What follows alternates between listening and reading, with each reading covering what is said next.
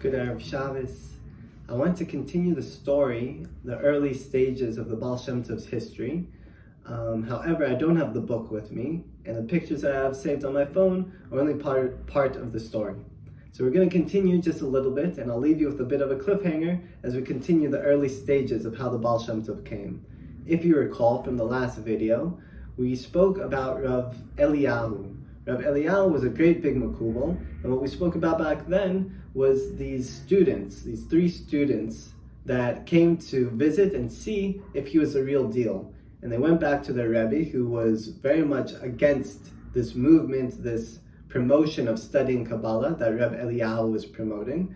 And they went back and they said, this man is the real deal. We've seen him work miracles and get people to do tshuva and repent and come to the right path. And what Reb Eliyahu is now trying to do is to influence the rest of the areas around him. He was living in, Eastern Europe or Lithuania area, and the biggest yeshivas, the biggest place in that time was Pinsk. Pinsk was a center of yeshiva life, and most of it was focused on learning the revealed aspects of the Torah like Gemara and Mishnah, and they were very much against the Zohar and study of Kabbalah and what would soon to become Chassidus.